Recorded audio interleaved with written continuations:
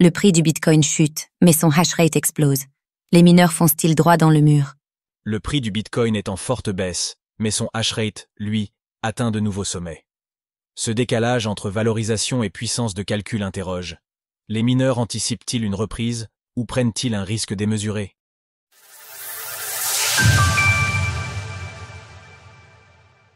Un prix décorrélé du taux de hachage de Bitcoin, est-ce un bon signe? Malgré les attentes haussières, l'arrivée de Donald Trump à la Maison-Blanche a finalement eu un impact négatif sur le cours du Bitcoin, des autres crypto-monnaies, ainsi que sur l'ensemble des marchés mondiaux.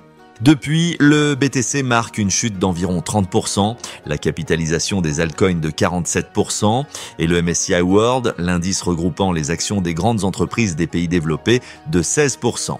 Pourtant, la politique de Donald Trump semble favorable à long terme pour Bitcoin et son évolution. Une réserve stratégique de BTC a été officiellement annoncée. Le développement d'une monnaie numérique par la Réserve fédérale, Fed, a été interdit et le minage de Bitcoin est désormais activement encouragé dans de nombreux États. Pour creuser le sujet, découvrez comment le minage de Bitcoin influence le secteur de l'énergie. Le minage se développe à un rythme soutenu aux États-Unis, au point que certaines estimations indiquent que 30 à 40% de l'activité mondiale s'y concentre. Par ailleurs, de plus en plus de pays commencent à adopter le minage et à en promouvoir l'usage afin de renforcer et rentabiliser leurs infrastructures électriques, notamment en valorisant les surplus d'énergie qui seraient autrement perdus. Dans ce contexte, le hash rate de Bitcoin, ou taux de hachage en français, ne cesse d'augmenter. Cet indicateur mesure le nombre de tentatives de validation de blocs effectuées par les mineurs. En résumé, plus le hash rate est élevé, plus le réseau Bitcoin est sécurisé. Hash rate of the Bitcoin. Le hash rate moyen s'élève actuellement à 868 EHS, soit une hausse de 4,3% par rapport à son précédent record de 832 EHS.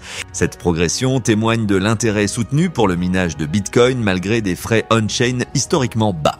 En effet, les revenus tirés des frais de transaction ont rarement été aussi faibles.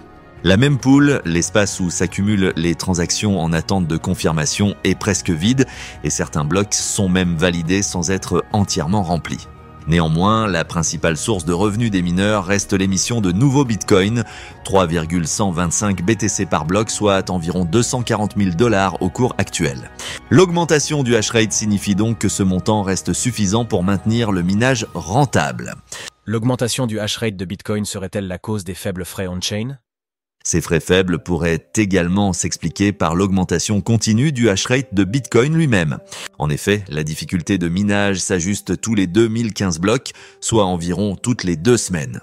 Comme le hash rate ne cesse de croître, le temps moyen entre 2 blocs, normalement de 10 minutes, est souvent inférieur à cette cible. Autrement dit, les blocs sont validés plus rapidement que prévu, ce qui réduit la congestion du réseau. À l'inverse, en cas de stagnation ou de baisse du hash rate, la même pool pourrait être remplie plus durablement, entraînant une hausse des frais à cause des utilisateurs souhaitant une confirmation rapide de leurs transactions.